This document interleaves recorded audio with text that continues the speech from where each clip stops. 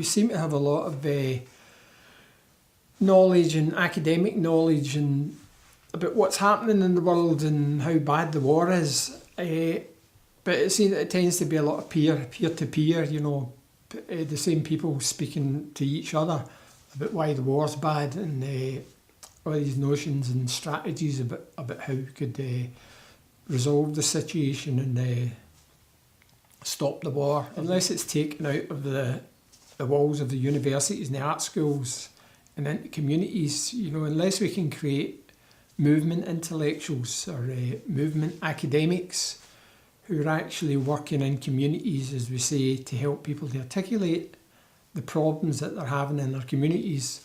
Either way, it's just words, you know, it's just kind of words that people don't really get and they can't equate it to the situation. So we just end up with a lot of academic journalism and documentation and books and whatever, and the people who need that kind of knowledge are still struggling in the communities. So it's basically getting out more, getting away from the computer, getting off the desk and actually getting in and experiencing what's happening in real communities. So unless we take these ideas forward, people have just been left to the parasites. And neoliberalism is a kind of parasite.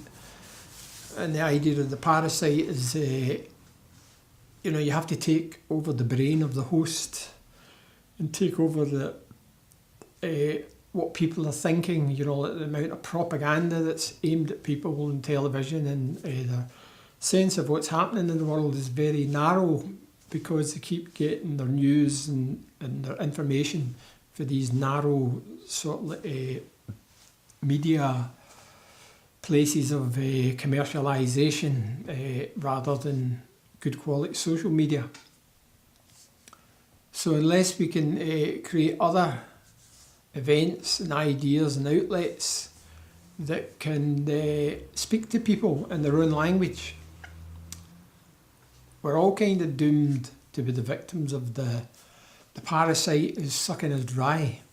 So I think we need lots of these things, lots of these ideas coming from all different directions, and connecting up is the only way we're going to create any kind of power to do anything. And it's not even the idea about creating power, it's transformation. It's about transforming how people think, how society thinks, you know, because that's part of the idea. It's no good if we win the war, then we don't know what to do, because all we'll do is repeat what had happened before. We'll rely on that capitalist default model to solve our problems because we've been educated with it. So we have to kind of uneducate ourselves in capitalism and start educating ourselves in an idea of what we want the world to look like.